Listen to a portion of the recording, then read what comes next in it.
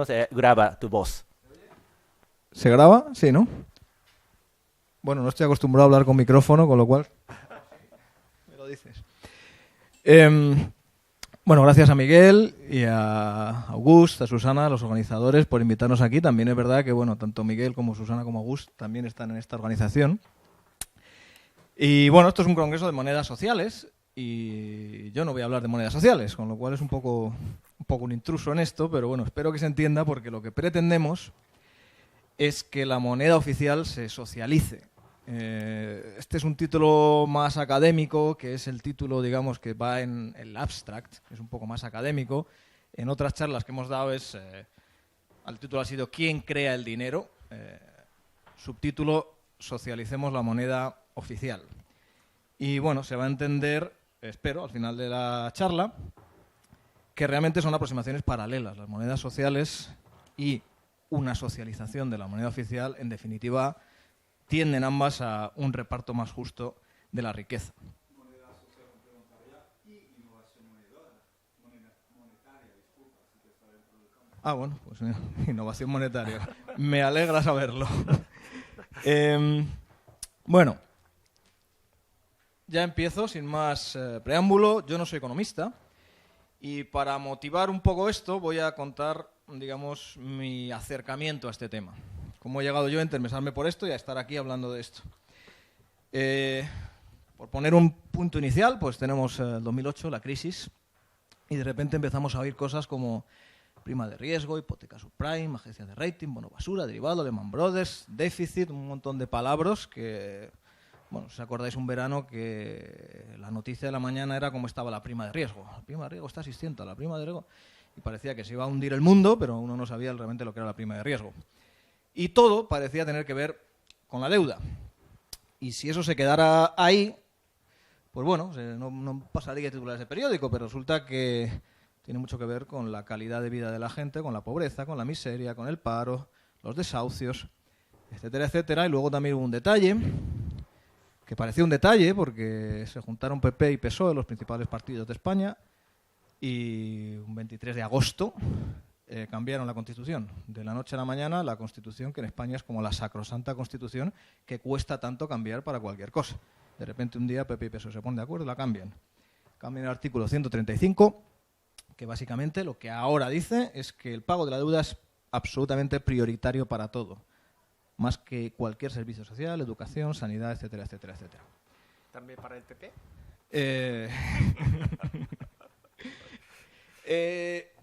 Bueno, y luego ya empieza uno a meterse. ¿De dónde sale tanta deuda? ¿Cómo es posible que todos los países estén endeudados?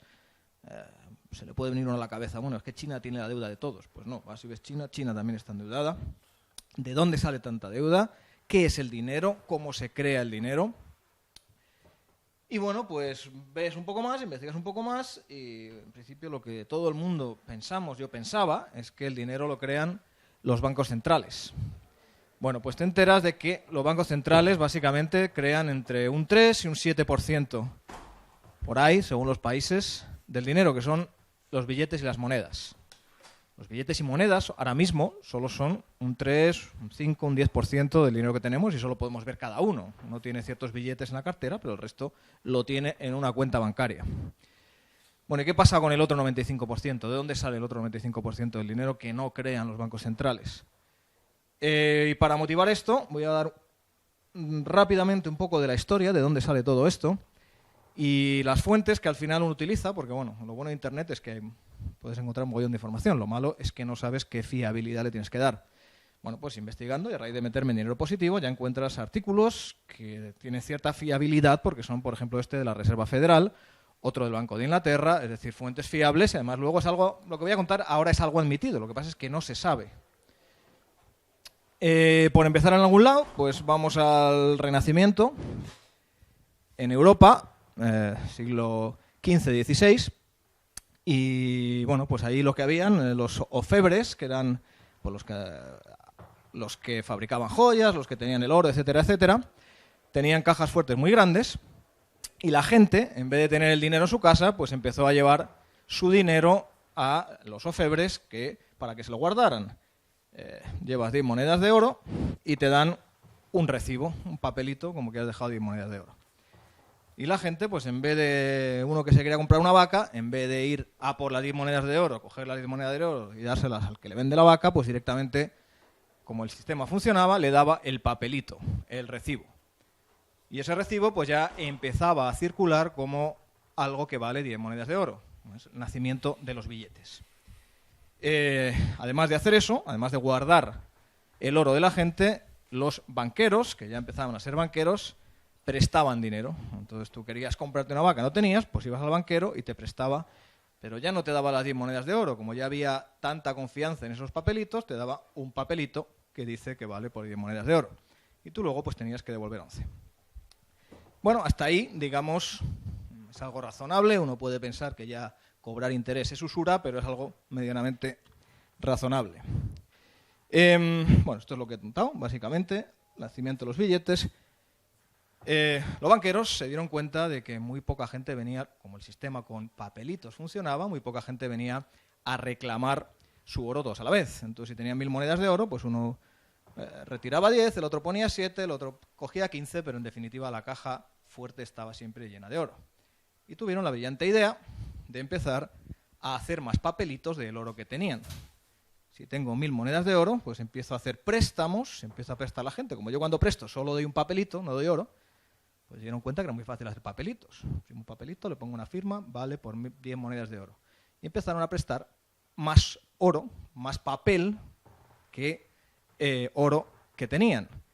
Y este simple momento pues es lo que nos ha traído hasta hoy. Básicamente la situación sigue siendo la misma. Estaban creando dinero de la nada.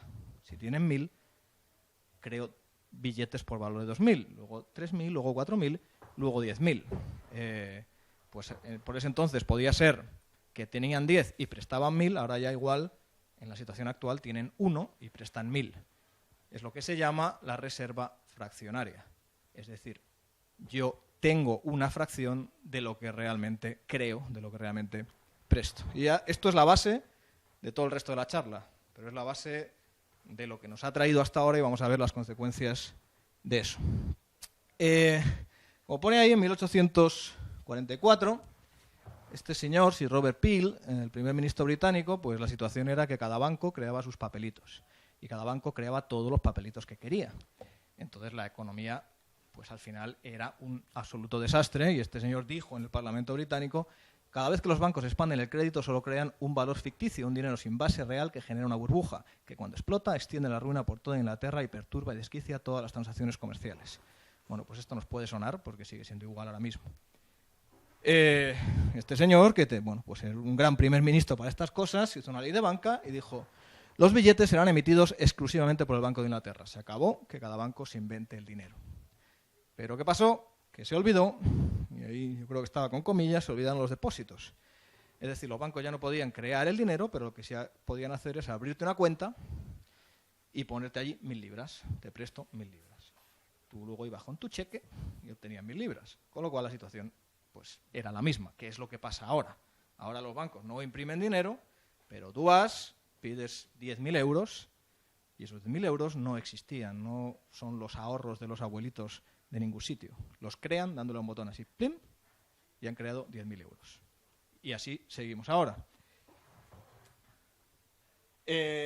Un par de citas de presidentes estadounidenses que ya se dieron cuenta.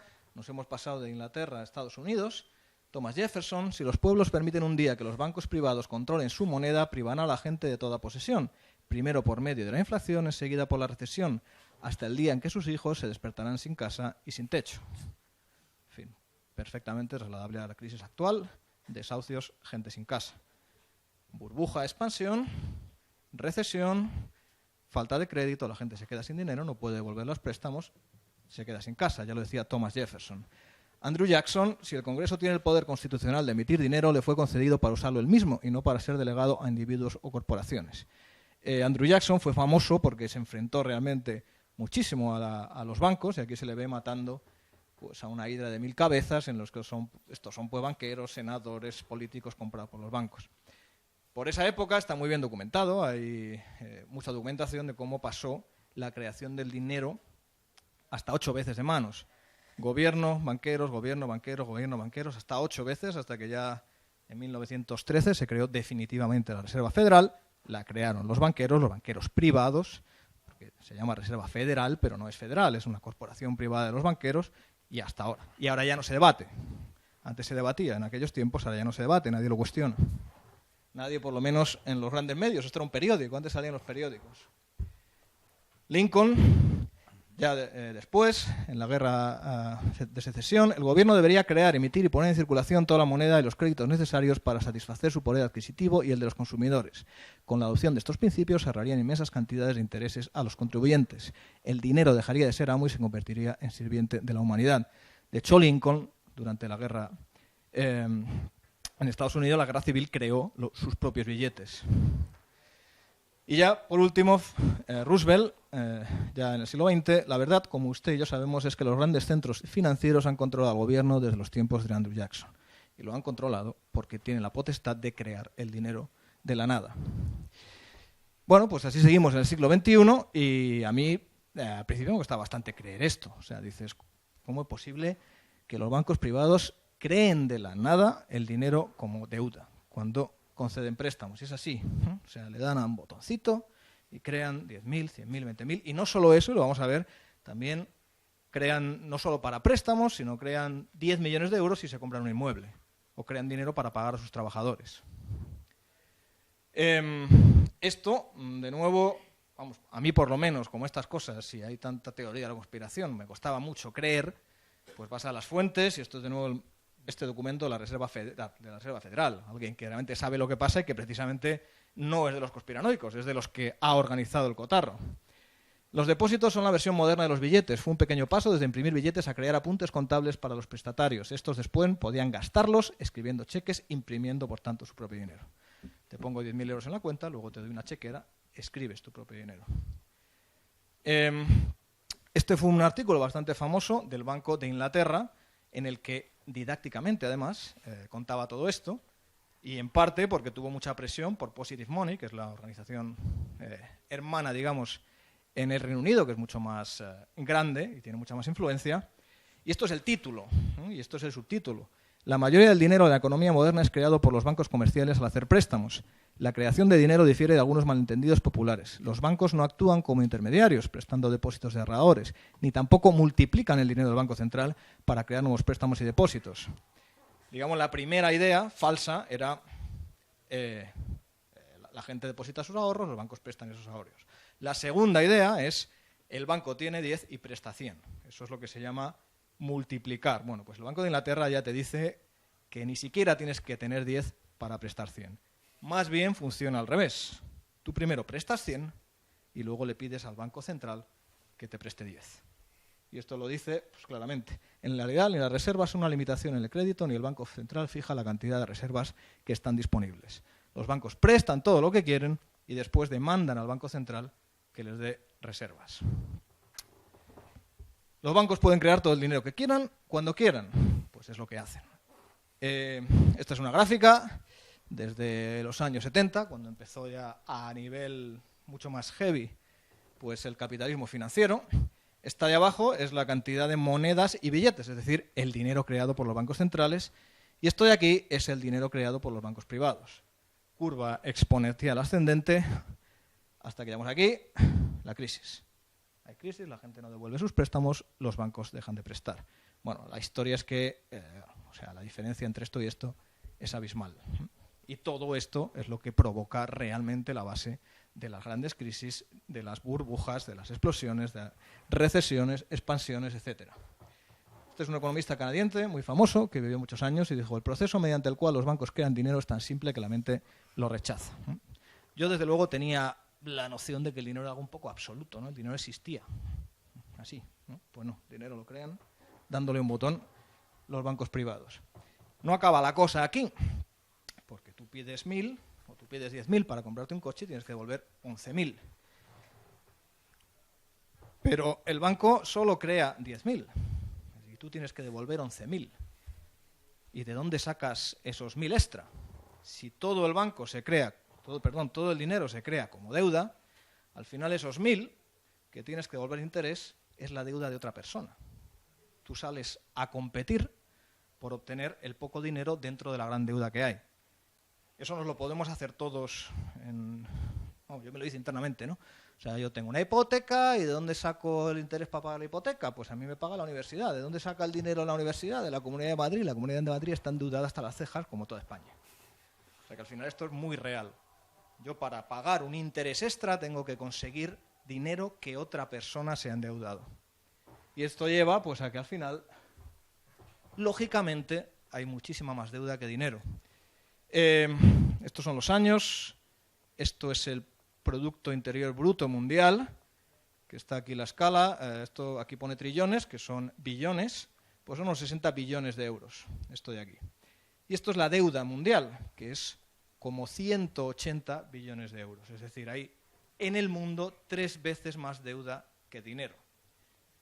Si se devolvieran todas las deudas, que se supone a lo que tienden y lo que dicen los gobernantes, hay que devolver las deudas, pues nos quedaríamos sin dinero, porque lo mismo que cuando el dinero se crea al hacer un préstamo, se destruye cuando lo devuelves.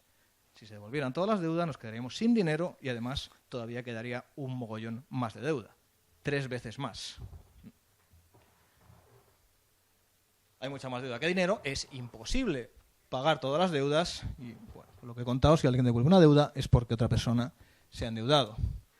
¿Qué exige esto si queremos pagar una deuda que crece exponencialmente? Crece exponencialmente por diseño, no porque estén haciendo malas políticas dentro de un sistema viable, es que el sistema es inviable, hagas la política que hagas. Porque si creas el dinero como deuda y cobras interés, siempre va a haber mucha más deuda que dinero y además, como el interés es compuesto, va a crecer exponencialmente. Con lo cual, ¿qué hace falta? Pues un crecimiento exponencial del PIB para pagarla. ¿Cuánto? Pues dicen un 2%. Es como el ideal de los bancos centrales. Hay que crecer un 2%. ¿De dónde sale ese 2%? Porque no es un 1, porque no es un 3. Bueno, en cualquier caso, tiene que ser un porcentaje que crezca exponencialmente. Bueno, al final, ¿qué consecuencias tiene todos estos términos macroeconómicos? Pues tienen consecuencias muy directas que todo el mundo ha sufrido, por lo menos conoce gente que las ha sufrido. Al final, la vida es una competición por conseguir el poco dinero disponible para pagar la enorme deuda. Y siempre, por diseño, va a haber gente que no pueda pagar las deudas. Pero, insisto, es que es por diseño como está el sistema hecho. En épocas de expansión, burbuja, felicidad, todo el mundo se endeuda. Época de recesión, hay que devolver las deudas, no hay más créditos, siempre va a haber alguien que se quede fuera con cara de triste, como este japonesito de aquí. Te ha tocado japonés, Miguel. Bueno, en definitiva, con este sistema monetario la pobreza es sistémica, por diseño. No es que haga malas o buenas políticas, es que no es posible que sea de otra forma. Ejemplo lo tenemos bien cerca y muy reciente. Presupuesto de España 2017. La mayor parte de pensiones. Después, la siguiente partida para pagar los intereses de la deuda, que no es ya pagar la deuda, que es solo pagar los intereses, un 7%, 32.000 millones para pagar la deuda. Comparadas con otras partidas, pues un 4% de desempleo. Estamos todo el día hablando de la prestación por desempleo, cuánto hay que pagar, cuánto no, cuánto tal. Bueno, la mayor parte se lo lleva la deuda pública por este sistema aberrante que tenemos. Al final, pues, ¿qué pasa? Que no hay dinero ni pagar los intereses. El Estado al final tiene que pedir más préstamos para pagar los intereses que van venciendo. 200.000 millones en 2017. Al final, ¿quién da los préstamos? Pues los grandes bancos centrales, los bancos internacionales, no centrales, pues son privados. Y al final, ¿qué tenemos? Pues que están todos los países a merced de los bancos internacionales que realmente secuestran a las democracias. Y el ejemplo de la Constitución es bien claro. O sea, hemos cambiado la Constitución porque estamos en manos de quien tiene nuestra deuda. Esta cadena de acontecimientos causal, pues, sigue. Necesitamos, si queremos crecer exponencialmente, necesitamos recursos al mismo nivel, energía, extracción exponencial de materias primas, generación exponencial de desechos, degradación exponencial del planeta, calentamiento global, etcétera, etcétera. Y ya digo, esto, si no se cambia la manera en cómo se crea el dinero, es difícil cambiar todo esto. Posible. Cualquiera que crea que el crecimiento exponencial puede continuar indefinidamente en un mundo finito es un loco o un economista. Esto lo dijo un economista y tiene mucho sentido. O sea, crecer, crecer, crecer, crecer es algo que a todos sonará, teorías de crecimiento, etcétera, etcétera, etcétera. El sistema monetario es sostenible por diseño, y es importante insistir en que es por diseño, que no es por hacer malas o buenas políticas dentro de este sistema, es que no puede ser de otra manera, y tiene consecuencias muy directas en los problemas de la humanidad. Y volviendo al problema ecológico, pues además de la causalidad que hemos hablado, generación exponencial de desechos, degradación exponencial del planeta, calentamiento global, además todos sabemos que genera desigualdad y pobreza. Y la desigualdad y la pobreza se llevan muy mal con la ecología. Cuando uno no tiene que comer, se preocupa bastante poco del planeta, lo que le importa es comer. Entonces esto lleva a que, bueno, economías que son muy deseables, como las de estado estacionario, de crecimiento circular, bien común, etcétera, es imposible que funcionen a escala global con este sistema monetario, porque este sistema monetario necesita crecer continuamente. Si no cambiamos la forma en cómo se crea el dinero, no podemos tender a ninguna de estas economías. Mientras tanto, los bancos pues crean dinero de la nada, cobran interés por ello, y el interés, esto es una cosa bastante curiosa, por poner una palabra suave. Si uno, digamos, dice, bueno, yo no quiero saber nada de los bancos, ni voy a pedir hipoteca, ni voy a tener cuenta bancaria, ni voy a tener tarjeta de crédito, no voy a tener nada. Estoy a salvo de los bancos. Pues no, porque cuando tú te vas a comprar, y este es el ejemplo, un par de zapatos, si ves cómo se han fabricado los zapatos, pues desde el ganadero hasta que transporta el cuero al que lo curte, hasta que lo transporta a la fábrica, de la fábrica a la tienda, de la tienda, hasta que tú te lo compras, cada una de estas personas se ha endeudado para hacer su negocio. Y ha pedido una deuda a un banco para hacer su negocio, un préstamo a un banco. Por lo tanto, está pagando intereses al banco. Y todos esos intereses, al final, los tiene que poner en el producto si quiere un negocio viable. Con lo cual, bueno, pues esta señora hizo una estimación, ha escrito un libro, de hecho está en Occupy Money, que viene de Occupy Wall Street, y se dieron cuenta de que lo que hay que ocupar no es Wall Street, que también, pero hay que ocupar primero el dinero, para que esto deje de ser así. Pues, en definitiva, cuando tú te compras unos zapatos de 100 euros, por ponerlo redondo y caro, un 35 o 40% de ese dinero va directamente a los bancos. Aunque tú no estés endeudado, aunque no tengas hipoteca, aunque no tengas tarjeta de crédito. Eso ya es, vamos, desde luego por qué dominan el mundo, pero es que no solo por eso dominan el mundo, porque ellos le dan el crédito a quien quieren. Y al final, pues eso, se lo dan a quien quieren y dar préstamos a quien quiere, tienes poder. Se los dan los partidos políticos y los partidos políticos absuelven a los políticos.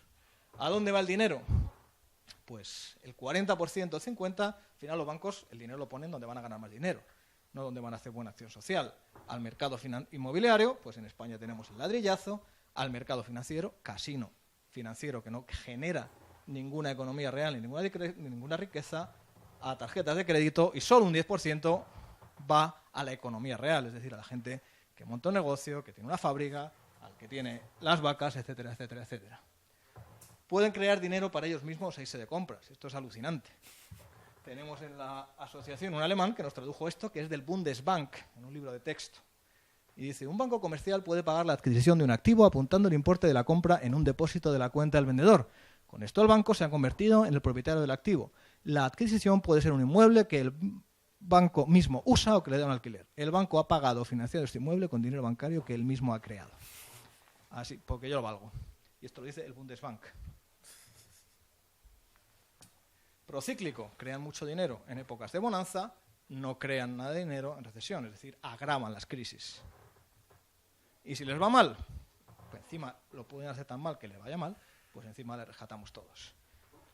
Desde el punto de vista de un negociante es perfecto, un negocio perfecto. ¿Qué pasa? Pues que Google, Facebook, Amazon, tal, se están dando cuenta de que para qué voy a hacer ordenadores si dándole un botón me enriquezco. Y de hecho ya dentro de poco habrá tarjetas de crédito Google, Apple, etcétera, etcétera, etcétera. La financiera de Mercedes-Benz ya gana más que la parte que fabrica coches. Uno de los banqueros, los primeros banqueros, la familia Rothschild, dame control sobre el dinero de una nación y no me importa quién redacte sus leyes, porque las redactará como yo quiero, que es lo que pasa. Henry Ford. Si la gente entendiera cómo funciona nuestro sistema financiero, creo que habría una revolución mañana por la mañana. Mervyn King, este es exdirector del Banco de Inglaterra, también sabe de lo que habla, ha escrito un libro así sobre esto. De todos los posibles sistemas bancarios, este es el peor de todos. Bueno, y ahora ya llega tiempo de debate. ¿Estoy on time? Sí. ¿Qué hacemos con todo esto?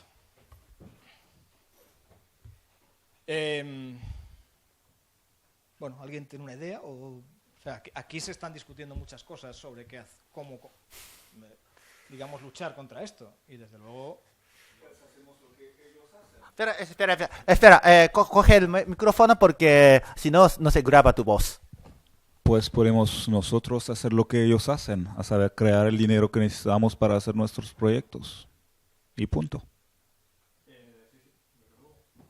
Y decidimos si sea una deuda o no, pues no hará interés, porque el interés no tiene sentido, porque si quiere pagar el servicio de esa creación de dinero para las personas que hacen el sistema informativo, pues es un servicio que paga, pero no necesita interés. Pero después que habrá una deuda o no, pues depende del tipo de proyecto o de lo que haya. Y así hacemos, y con eso resolvemos un montón de problemas. Digo, sí, un montón. No voy a decir todos porque... Bueno, enhorabuena Álvaro por la presentación. Yo la verdad es que hago presentaciones de este tipo y veo muchos... sabemos que nos hemos fijado en los mismos, en el paper del Banco de Inglaterra, o sea, en las mismas fuentes, ¿no? En muchos casos. Yo ahí realmente, para enfocar la pregunta de qué hacemos exactamente ahora, creo que falta un aspecto en la expresión, o sea, en lo que es que no está tan trabajado como los demás, que es el para qué se crea el dinero. Es decir, sí que lo tocas tangencialmente porque dices, bueno, como lo hacen los bancos, lo hacen para lo que les interesa, que es la especulación. Pero realmente también, o sea, esto implica que los bancos solo crean así el dinero, ¿vale? El tema del interés, por supuesto, está clarísimo. O sea, la obligación de crecimiento exponencial está clarísimo, que viene de crear dinero como deuda con interés, ¿no? Pero para enfocar la solución, también a mí me parece que falta el componente este de para qué se crea el dinero. Entonces, mientras que tú puedes pensar que a lo mejor limitar cuantitativamente la creación monetaria y que sea el mercado el que lo distribuye puede hacer que el dinero se cree para lo que nos interesa, y a lo mejor resulta que no es así. O sea, que quiero decir que no es solo de quién es el Banco Central, si es público o privado, si lo hace el Estado o lo hace el banco. O sea, que aparte de todo eso está para qué o sea, a qué proyecto lo destinas. O sea, exacto, ¿qué haces con eso?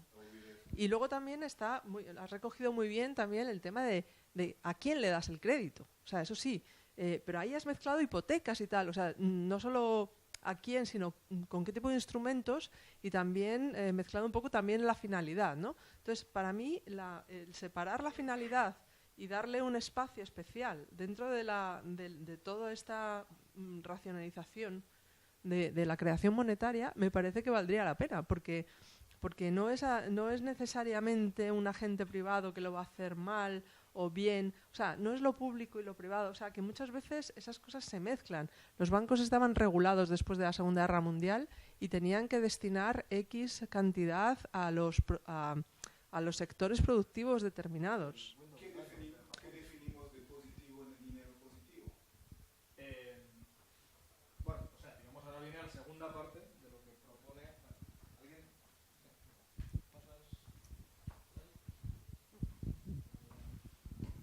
Sí, muy, muy interesante.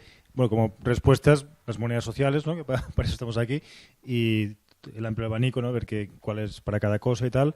Nosotros, en la cooperativa entera catalana, en la que participo, también creamos cash, bancos sin intereses, pero claro, a la que falla un depósito o un proyecto, se va toda la mierda, ¿no? Entonces hay que ver también, o sea, sin ganancia financiera y que no genere una nueva burbuja parecida a esta, ni mucho menos, pero también ver cómo creamos esos nuevos bancos, que ya lo hemos intentado, pero ha fallado en parte por eso, ¿no? Porque a la que falla uno o dos préstamos, pues si no sale un extra en ninguna parte.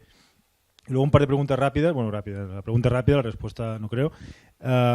Lo de los Rothschild, entonces, ¿es real? Porque claro, yo solo lo oigo, o sea, lo vemos en YouTube, en conspiranoias, pero luego no está ni en la Facultad de Economía, no está en los diarios. Entonces, ¿es verdad que es la mitad de la renta global en la familia Rothschild? Y luego, ¿cómo es que ni los economistas saben esto? O sea, ¿cómo es qué operación cerebral se da en las facultades de economía para que no lleguen ni a hacerse esas preguntas y solo sean youtubers y en estas ondas, digamos, que se puede hablar de eso, ¿no? O sea, cómo se logra esa operación, ¿no?, de lavado de cerebro.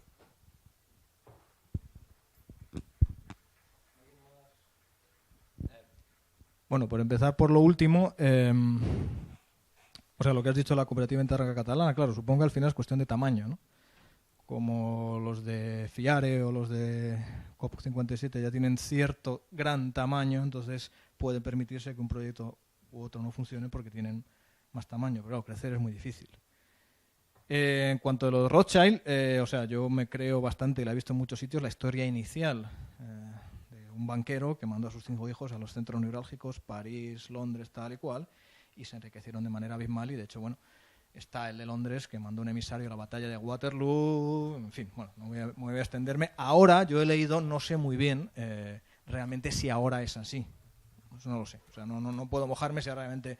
Pero en definitiva da un poco igual. O sea, sean los Rothschild o sea quien sea, ¿no? Está claro que al final hay un montón de gente que tiene el poder sobre eso. Bueno, iba a contestar a Susana, pero se me ha ido. En cuanto a lo que tiene, ¿qué tiene de positivo, dinero positivo? Bueno, digamos ante esto, o sea, las monedas sociales son una solución. ¿Qué pasa? Que vivimos en un mundo global, nos guste o no. Entonces, extender una moneda local para que, o que cada núcleo de población tenga una moneda local, al final tiene que haber una moneda global si yo me quiero ir volar, hacer un viaje a Tokio, ¿no?, por ejemplo, o transacciones internacionales. Para mí, desde luego, esto no es el ideal, pero para mí en esto he visto, en lo que voy a contar ahora, algo factible, algo que se puede hacer y que es perfectamente complementario a las monedas sociales y que las dos cosas tienden al final a un reparto más justo de la riqueza. Voy a volver un poco a un resumen, ¿no? O sea, el 95% del dinero es creado por los bancos privados. Deuda, interés, beneficio a unos pocos, y un 5% es creado por el Banco Central, sin deuda, sin interés, y beneficia a toda la sociedad. Es decir, el beneficio de creación de ese dinero va a los presupuestos generales del Estado. Bueno, la solución más simple, lo de la navaja de Occam, suele ser, en principio, la mejor.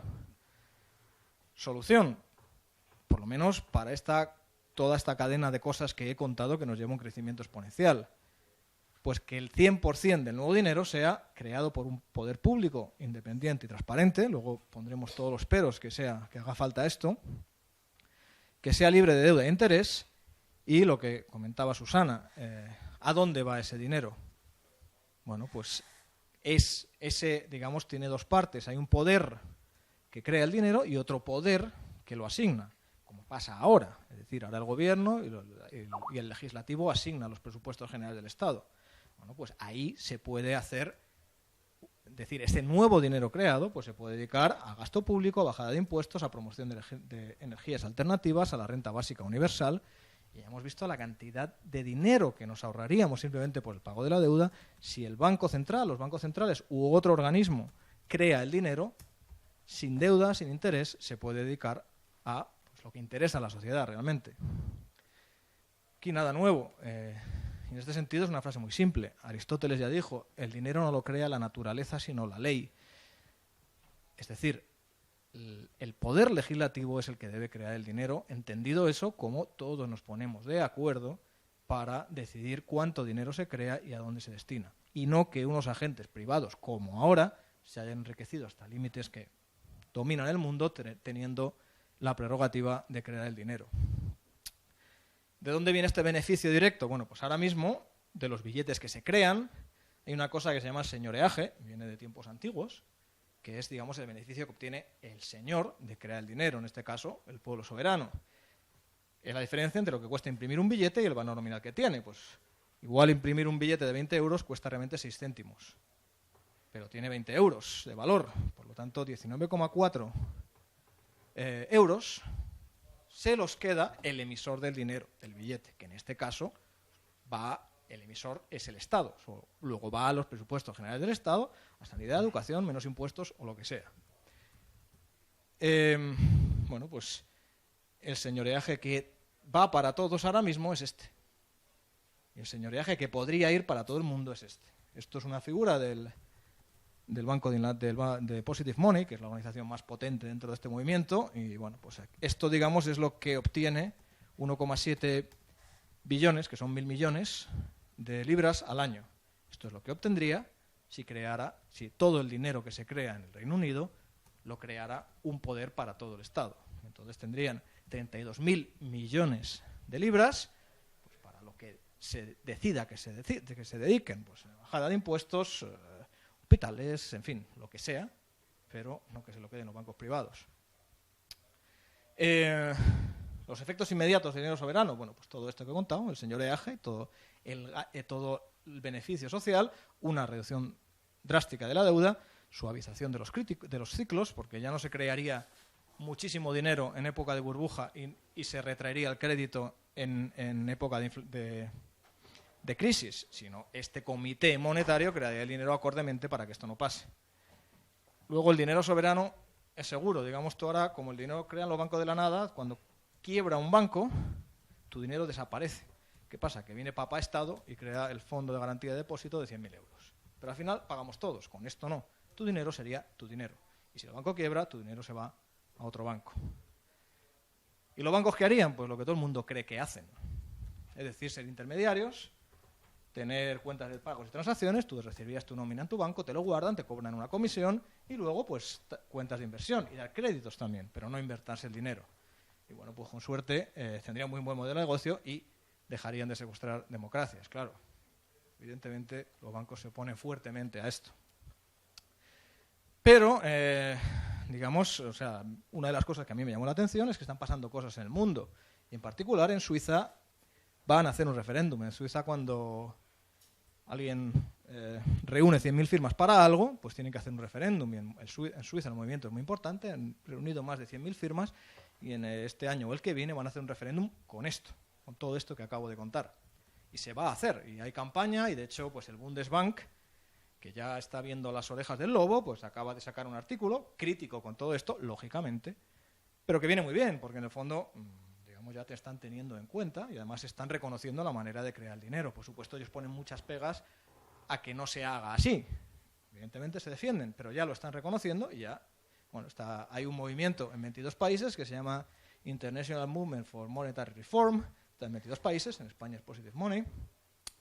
Los bancos centrales, ahora pues con toda la tecnología del Bitcoin, etcétera, los bancos centrales, los bancos privados están mirando cómo aprovechar esa tecnología. Bueno, pues en bancos centrales de Suecia, el Banco Central Europeo también lo está estudiando, pues crear dinero digital público con tecnología blockchain se está estudiando ya. ¿Quiénes somos nosotros? Pues somos una asociación sin ánimo de lucro desde el 2014, no tenemos ninguna subvención de nadie, son la mínima cuota de los socios, tampoco tenemos muchos gastos. Y bueno, pues lo que hacemos básicamente por ahora es divulgar.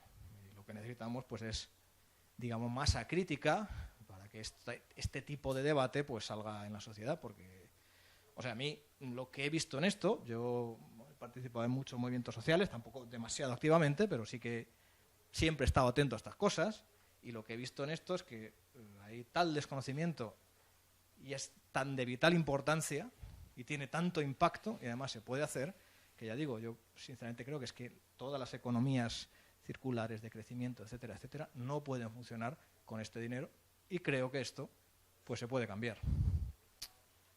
Pues nada más, podemos seguir el debate ya una vez que he contado esta solución, que se le pueden poner 1000 peros. O sea, los peros me los estaba poniendo Susana, pero se me ha ido, ¿no? Pues, y yo desde luego reconozco que hay 1000 peros. Y no sé, a alguien se le ocurre un pero. O sea, ¿cómo? Claro. En América Latina por lo menos ha habido o hay movimientos muy importantes que recurrentemente han pensado en la nacionalización o la estatización de la banca, ¿no? Sin embargo, hoy por hoy me parece que ese sería el primer paso, porque vos hablabas de secuestro democrático y no solo lo hacen los bancos, las propias estructuras del Estado pueden estar secuestradas. Y yo creo que ese es el caso clarísimo de Argentina en este momento, donde el nuevo gobierno integró en todos los ministerios a los gerentes, a los directores ejecutivos de las grandes transnacionales. O sea que en función de la concentración en los medios de comunicación, de toda una ingeniería social, de los errores de los otros proyectos también, por supuesto, y demás, pero ese secuestro democrático es mucho más complejo que lo que hacen solamente los bancos, aunque sean el principal vector. Claro que se podría, lo que vos estás planteando, el tema es cómo llegar a un Estado que democráticamente termine con esa función de los bancos. Si no los han dejado caer cuando han estado en crisis es distinto, porque cuando está en crisis, creo que la crisis daba una oportunidad para hacer todo de nuevo desde abajo. Si cuando están en crisis se salvan y gran parte de la población lo apoya, creo que el tema a trabajar es ese, ¿no? Es más cultural y ver la complejidad de cómo funciona que ver exclusivamente una parte, aunque cada parte es muy importante y creo que el trabajo que ustedes hacen es magnífico porque pone muy claro la base de cómo está funcionando el capitalismo en este momento. O sea, primero decir que eso que pasa en Argentina pasa aquí también. Es decir, nuestro ministro de Economía trabajaba en Lehman Brothers, era el representante para Lehman Brothers. Mario Draghi trabajaba para Goldman Sachs. En Estados Unidos, Trump dijo que iba a quitar a todos los banqueros y están todos ahí metidos, es decir, es algo que pasa en todos los países.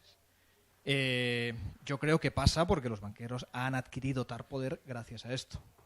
Que está todo imbricado, por supuesto, que es mucho más complejo. Yo creo que desde luego, pero... O sea, yo sinceramente creo que lo primero que hay que cambiar es esto. Que luego hay mucho más. Que luego este poder transparente, independiente, pues está sujeto a corrupción. Pues sí, claro que sí. O sea, es que no digamos, todo esto tiene los fallos que tienen las democracias. Lo mismo que ahora en España tenemos también un sistema judicial independiente, estamos viendo a los fiscales, etcétera, etcétera, etcétera, pues esto tiene los mismos problemas. Pero, digamos, la frase es, de todos los sistemas posibles, el que hay ahora es el peor. Es que ahora directamente hay un agente privado que solo percibe su beneficio, que es el que crea el dinero. Y el dinero es tan importante, es la savia de la economía, y solo son los agentes privados sin ningún control los que crean el dinero. Yo creo que se tiende a mejor si por lo menos es un ente democrático con todos los fallos que tienen nuestras democracias. Y ya digo, en Argentina y en España, bueno, estamos viendo... Pero creo que hay que entender a eso. O sea, Muy breve solo. Sí, bueno, luego en las terceras vías, que es lo libertario, digamos, lo comunal, lo comunitario, lo P2P, como la propuesta nueva del Banco de los Comunes, que lanzó ayer un poco Enrique, Durán, y que mañana también se va a volver a explicar. Yo no sé mucho aún de eso, pero puede ser una tercera vía también, digamos, así como juntos, sí, mejorar la democracia participativa que tenemos hoy y tal.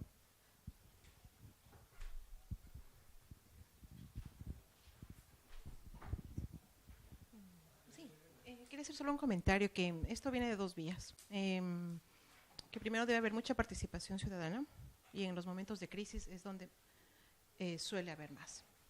Y también un tema de decisión política. Soy de Ecuador y ha pasado una historia similar a Argentina o la que ahora hace poco he visto aquí en España. Y cuando hay situaciones de crisis, toda la gente comienza a protestar, a participar y a generar ideas. Y bueno, y salen nuevos líderes, buenos o malos, lo que sea, pero elegidos democráticamente. Y después, cuando ya son elegidos, hay que tener decisión política. Y en Ecuador, pues, la tradición, lo que has dicho, ha sido que los banqueros, asesores de economía o ministros directamente. Y el hecho, lo que tú dices, de fomentar la banca pública no es descabellado. En Ecuador se hizo esto contra todo, con todos los problemas que ha tenido. Pero al fortalecer la banca pública, se generó competencia a los privados y obligó a bajar las tasas de intereses los gobiernos.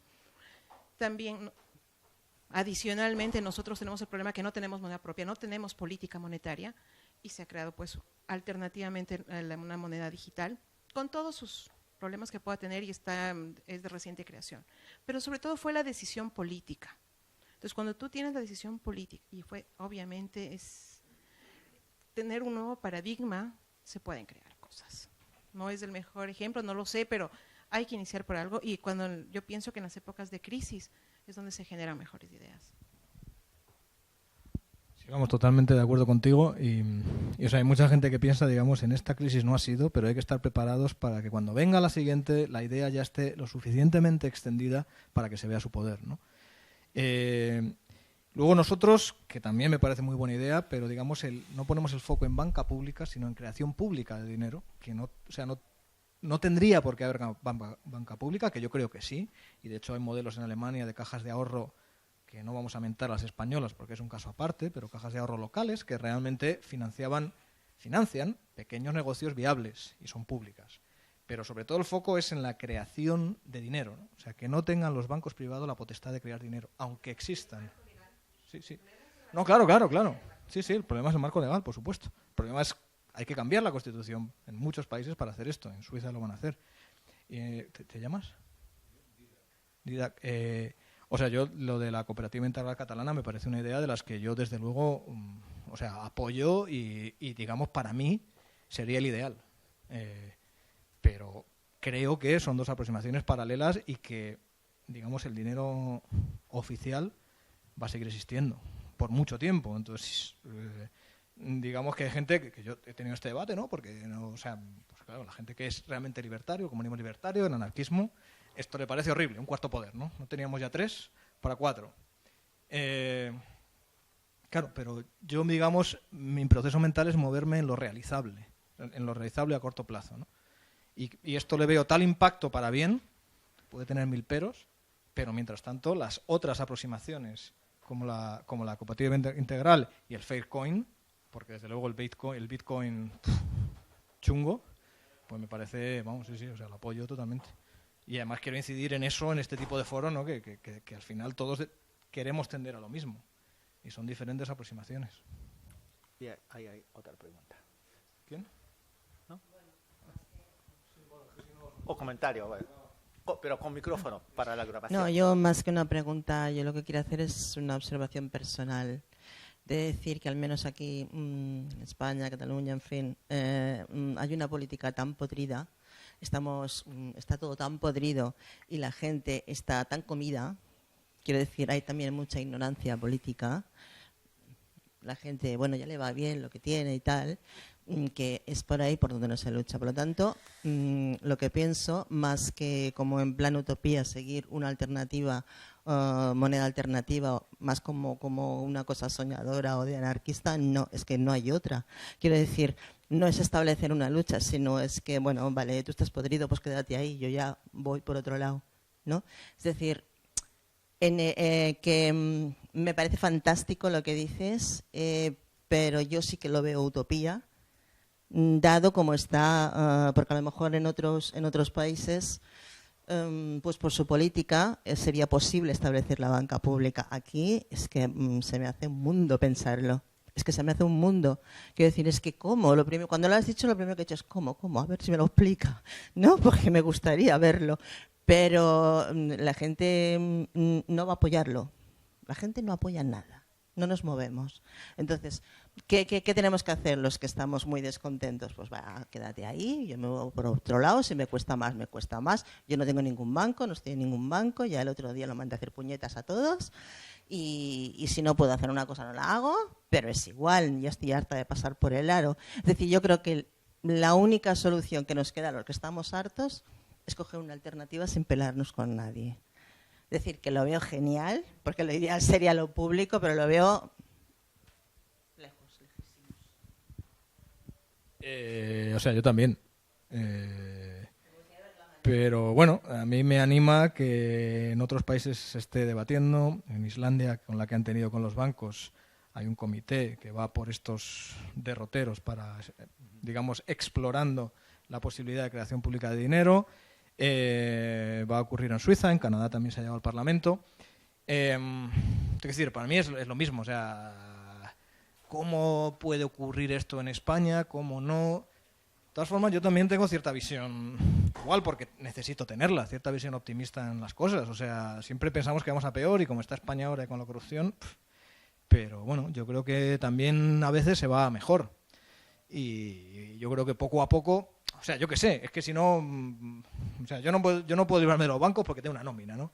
Entonces, pues dentro de esto, pues bueno, pues vale, te vas a Triodos, a Fiare, y dentro de esto, pues yo creo que se puede tender a algo mejor, primero la banca ética, que esto se... Ya. Sí. Ya, pero bueno, que yo al final también, pues eso, vengo aquí en tren y tengo que pagar el billete, voy a comprar y tengo que usar dinero, recibo una nómina de la universidad donde trabajo, y bueno, o sea, que yo también tengo estas dudas.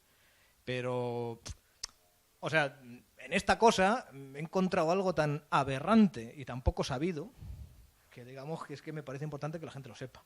Aunque que luego, yo qué sé, a mí me pregunta un amigo, el otro día me preguntaba, bueno, ¿y cómo esto que es tan alucinante, cómo es que no se extiende? Y le dije, dímelo tú. Porque se lo conté un día y ya no se le olvidó hasta que me volvió a ver, ¿no? O sea, porque la gente se alucina y dice, joder, ¿esto cómo es posible? Esto se tiene que saber. ¿Y cómo no es que no se sabe? Pues porque no te implicas, Nacho. O sea, porque lo escuchas y luego ya te da igual, ¿no? Si todo el mundo... Pero claro, al final es lo que dices tú. Aquí la gente, la mitad de la población, está absorta con el fútbol. Y no hace otra cosa más que gritar en el fútbol, ¿no? O sea, pan y circo. Bueno, yo qué sé, eso ya... El tema del optimismo, la esperanza... pero bueno, no sé. Mientras tanto conozco gente interesante que tiene otras ideas de otras cosas. Nos juntamos todos y buscamos una utopía aunque no salga. O sea, también es eso. Y claro, unos al final, como se mueven los círculos que se mueve, pues dice, ¿cómo puede haber tanta gente todavía que vote al PP, que vea tanto el fútbol, si yo la gente que tengo alrededor, pues no, porque al final no estamos en nuestros nichos, ¿no? Pero bueno, un poquito de esperanza, chiquilla. ¿No hay más preguntas o comentarios? Bueno, entonces de mi parte, como yo también soy de dinero positivo, quería comentar algunas cosas. Álvaro ha mencionado un libro de Margaret Kennedy, y ella también estuvo muy involucrada al tema de monedas sociales y publicó 2 libros muy importantes. Dinero sin inflación ni tasas de interés y Monedas regionales. Ambos libros están disponibles en castellano. Lamentablemente ella falleció en 2013, pero son libros muy importantes para conocer ese tema de monedas sociales. Y en cuanto a la viabilidad de la propuesta de dinero positivo, de esa reforma monetaria, algunos gobiernos están mostrando más interés que otros países. Claro, España todavía no ha hecho nada, pero Reino Unido, sobre todo el Banco de Inglaterra, pero también el Parlamento británico, han debatido y también publicado diferentes cosas, a favor de, más o menos a favor de nuestras propuestas. También hay como investigadores del propio Fondo Monetario Internacional, y también un columnista principal del periódico Financial Times. Entonces no es lo mismo que diga yo o diga Álvaro que no diga ese señor de Financial Times. Pero Financial Times ha dicho, vamos a quitar a la banca privada de su poder crear dinero. ¿Podéis creer? Pero así ha dicho Financial Times. Y también otro gobierno, además de Suiza también, los gobiernos de Finlandia, Países Bajos, Islandia, han mostrado interés en y estudiar estos temas. Entonces, poco a poco estamos avanzando. Aunque, bueno, así que, bueno, y en dinero positivo, entonces, poco a poco seguimos divulgando estas ideas, y tenemos que admitir que todavía nuestra influencia es muy limitada, pero realmente seguimos buscando oportunidades de dar esas charlas y también concienciar a la gente, y también, bueno, si quieren ustedes también para América Latina a través de Skype, etcétera. Por ahora, bueno, entonces ahora tenemos que terminar la sesión de Álvaro. Muchas gracias, porque nos espera también Ahora nos espera Julio Morales, que no se suponía que iba a dar su ponencia ayer a esa hora, pero